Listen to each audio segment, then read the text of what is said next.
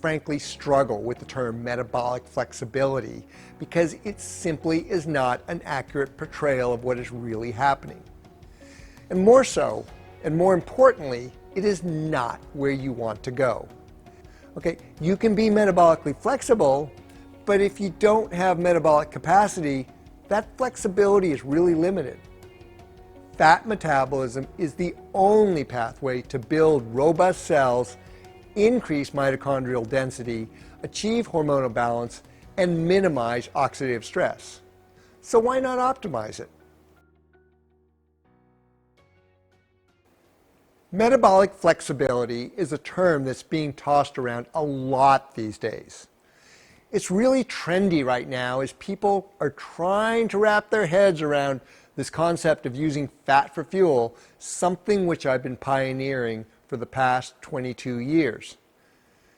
And like other trendy buzzwords, I frankly struggle with the term metabolic flexibility because it simply is not an accurate portrayal of what is really happening.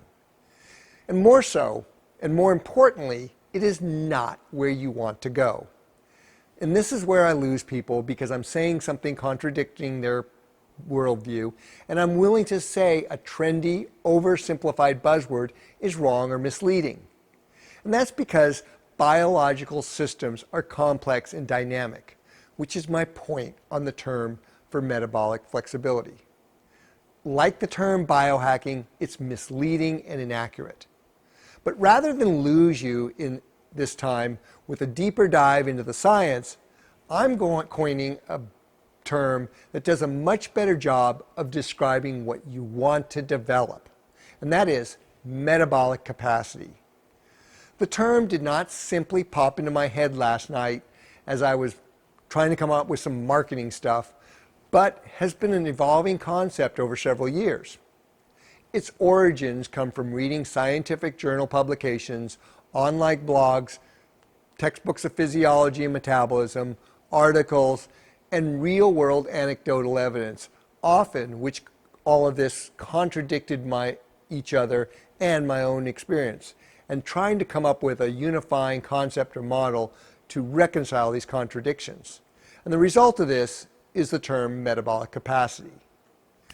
And why is this so important? Because metabolic capacity is individualized, contextual, and dynamic. It is not simply being able to switch between burning fat and burning glucose. You have to start where you are to get where you want to go. Okay? And while this may seem obvious, people forget that they forget all this when they're starting the next diet, training, or lifestyle program. So here's some takeaways I want you to think about this concept.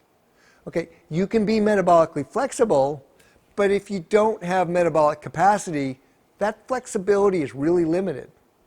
See what I mean about the inherent limitations of metabolic flexibility? On the other hand, when you develop your metabolic capacity, by default, this enhances your metabolic flexibility.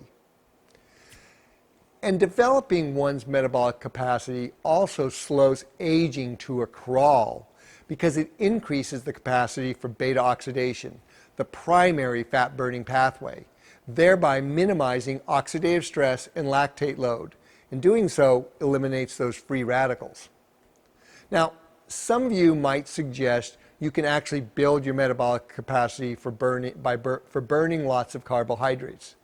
And this works in the short term, but not the long term, because constant and chronic use of concentrated forms of carbohydrates eventually destroys and compromises your metabolic capacity through oxidative stress, lactate load, and hormonal imbalance, resulting in less than optimal fat metabolism, further diminishing your metabolic capacity.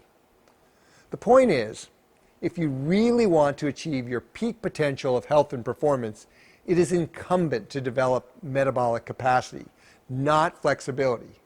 And how do you do this? Through optimizing fat metabolism, or OFM for short. You see, fat metabolism is the only pathway to build robust cells, increase mitochondrial density, achieve hormonal balance, and minimize oxidative stress. So why not optimize it?